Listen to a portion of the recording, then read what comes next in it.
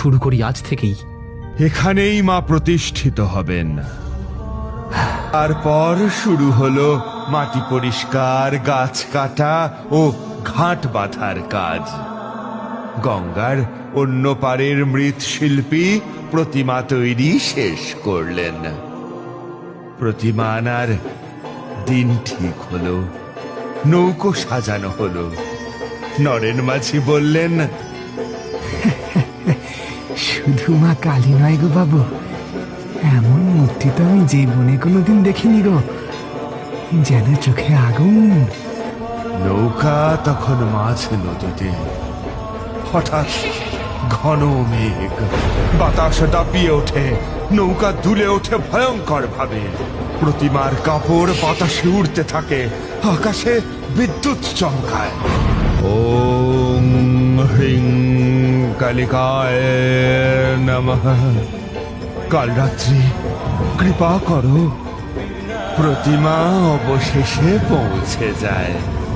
পরদিন সন্ধ্যায় পূজার প্রস্তুতির শেষ পর্বে আগুন জ্বলে ওঠে বেদির চারপাশে। আমি হাত জোর করে বলি, মা, তোমার নামেই আলো জ্বলবে। তুমি এসো, ভয়কে সরাও।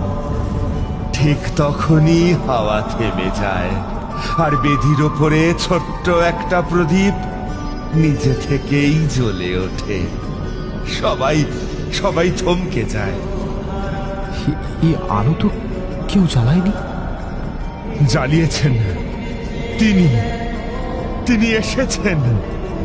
আমি একা বসে আছি পুরনো বেদির সামনে, যেখানে প্রতিমা স্থাপনের প্রস্তুতি প্রায় শেষ।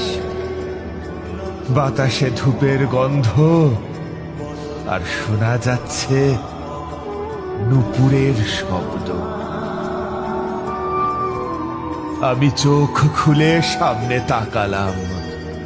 চাঁদের আলোহীন রাতেও এক ধূসর আলোয় দেখা গেল একজন বধূ।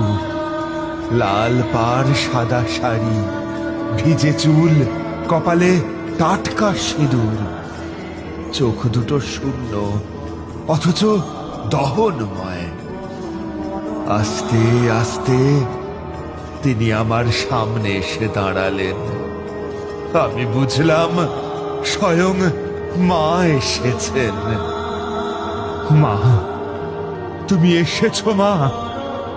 তারানাথ, তোকে এখানে নিয়ে আসার আমার একটাই মাত্র কারণ।